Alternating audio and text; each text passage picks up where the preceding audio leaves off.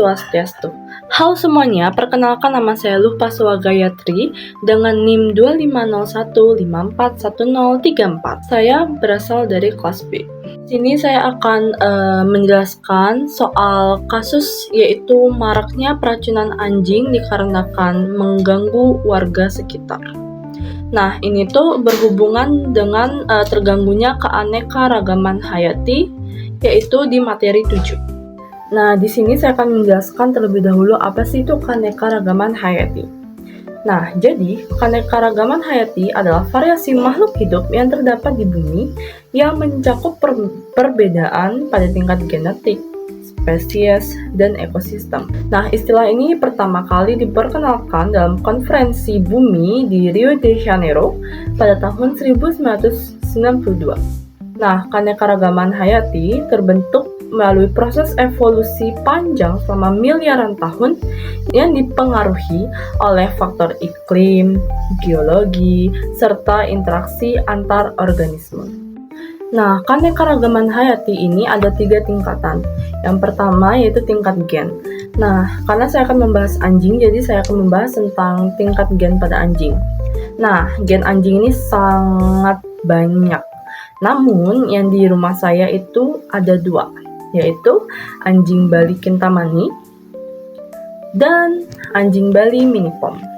Lalu untuk tingkat spesies, anjing ini termasuk spesies yaitu Canis lupus familiaris. Nah, untuk tingkat ekosistem, tingkat ekosistem anjing ini yang saya bahas ini ada 2. Yang pertama untuk anjing Bali Kintamani itu dari ekosistem dataran tinggi karena berasal dari Kintamani, dan seperti yang kita tahu, Kintamani itu dataran tinggi.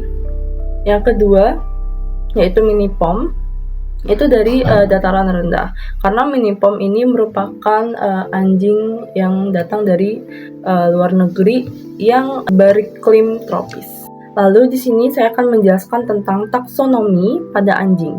Nah, yang pertama, kingdom anjing yaitu Animalia. Yang kedua untuk filum anjing yaitu Chordata. Yang ketiga untuk kelas anjing itu adalah Mamalia. Yang keempat untuk ordo anjing yaitu Carnivora. Yang kelima, famili anjing yaitu Canidae. Yang keenam, genus anjing itu Canis. Yang ketujuh, untuk spesies anjing yaitu Canis lupus familiaris. Nah, sekarang saya akan membahas kasus yaitu peracunan anjing secara massal. Nah, di sini kenapa sih saat ini banyak sekali orang-orang yang meracuni anjing, terutama anjing-anjing liar seperti itu? Karena anjing-anjing ini dianggap mengganggu warga, seperti dianggap terlalu ribut, dianggap galak, bahkan dianggap anjing itu menggigit itu, padahal sebenarnya anjing itu tidak semuanya menggigit. Sehingga sebagai jalan alternatif yang menurut saya salah itu meracuni anjing dengan cara memasukkan racun di dalam makanan atau membuat racun yang sedemikian rupa menyerupai makanan. Nah, dalam meracuni anjing ini ternyata banyak sekali akibat yang akan terjadi pada hewan lain dan bahkan pada manusia, dan lebih buruknya lagi pada ekosistem tumbuhan gitu. Jadi menurut saya untuk meracuni anjing adalah hal yang sangat tidak baik. Nah, apa sih dampak dari meracuni anjing? Nah, di sini sebenarnya ada banyak sekali faktor, tetapi yang saya sebutkan dan yang saya lihat langsung itu ada 4. Nah, yang pertama, hama seperti tikus dan lain-lain itu akan meningkat drastis dikarenakan salah satu predator mereka yaitu anjing sudah banyak menghilang karena diracun. Jadi banyak anjing yang hilang yang merupakan salah satu predator mereka, sehingga tikus dan lain-lain itu akan meningkat drastis sehingga merusak padi, menjarah rumah warga, dan itu sangat mengganggu. Dan yang kedua yaitu adanya peracunan non-target.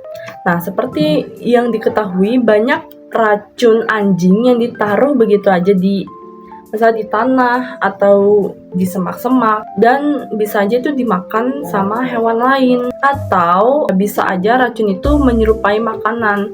Nah, ini tuh juga bisa terkena ke hewan lain seperti kucing, bebek, ayam, yang malah merembet ke ekosistem hewan lain. Nah, lalu yang ketiga yaitu adapun di daerah lain yang masih rimba di sini masih hutannya masih terjaga, maksudnya masih lebat lah hutannya gitu. Yang dimana hidupnya hewan elang, biawak atau predator lainnya yang memakan bangkai hewan akan terkena dampaknya.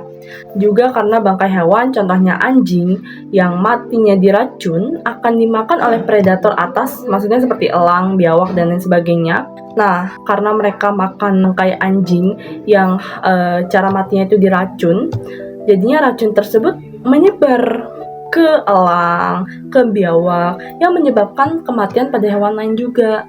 Dan itu juga rusak rantai makanan. Nah, untuk kepada lingkungan itu lebih ke residunya. Nah, jadi residu racun yang digunakan, terutama jenis yang tidak mudah terurai, dapat mencemari tanah dan meresap ke dalam sumber air. Nah, hal ini menyebabkan rusaknya organisme tanah, tumbuhan, dan perairan yang merupakan dasar dari keanekaragaman dan rantai makanan. Nah, dari kasus banyaknya anjing yang diracun, nah apa sih solusi yang bisa dilakukan terutama saya pemelihara anjing? Nah, yang pertama yaitu harus melatih anjing saya agar jinak sehingga tidak mengganggu tetangga sebelah, tidak mengganggu anak-anak yang lagi main di depan rumah, ataupun mengganggu warga sekitar lainnya. Lalu yang kedua, pastikan hidup anjing itu sehat. Karena jika hidup anjing itu sehat, itu akan berpengaruh kepada mental anjing itu sendiri. Sebenarnya sama aja seperti manusia ya. Misalnya, ternyata perbedaan orang yang sering makan makanan yang kurang sehat dengan orang yang sering makan sehat, pasti mentalnya berbeda kan. Nah, itu juga terjadi pada anjing. Jadi, saya sebagai pemelihara anjing juga harus memberi asupan kudapan yang baik, yang banyak nutrisi, sehingga mental, otak anjing itu baik juga agar perilakunya juga terjamin. Lalu yang ketiga itu menurut saya lebih kepada pemerintah. Nah, terutama di Bali ini kan banyak sekali anjing-anjing liar gitu ya. Nah, kalau misalnya orang Bali yang tinggal semuanya itu orang Bali mungkin tidak masalah, karena kita di Bali memang hidup berdampingan dengan anjing, dan itu juga ada sejarahnya juga kenapa orang Bali itu hidup berdampingan ada anjing. Bahkan di Bali juga ada ras anjing tersendiri, yaitu anjing Kintamani. Nah, menurut saya untuk anjing-anjing liar itu dibuatkan shelter oleh pemerintah setempat sehingga tidak terjadi hal-hal yang tidak diinginkan. Misalnya anjing liar yang sudah lama tidak terawat terus terkena rabies gitu, nanti dampaknya ke warga-warga lain, terus ujung-ujungnya juga diracuni. Itu juga menurut saya sama aja dampaknya buruk gitu. Menurut saya untuk pemerintah bisa dibuatkan shelter anjing khusus untuk anjing liar, ataupun ada dari pihak swasta yang ingin membuatkan shelter untuk anjing-anjing liar agar semuanya bisa terawat dengan baik dan anjing-anjingnya juga hidup dengan baik, warga-warganya tidak terganggu, dan keragaman hayati pun terjaga. Mungkin sekian dari presentasi singkat saya. Mohon maaf jika kurang lengkap dan sebagainya, karena di sini saya menyampaikannya secara dari mata saya sendiri, secara real, secara apa yang saya alami di lingkungan saya. Terima kasih. Om Santi Santi Santi Om.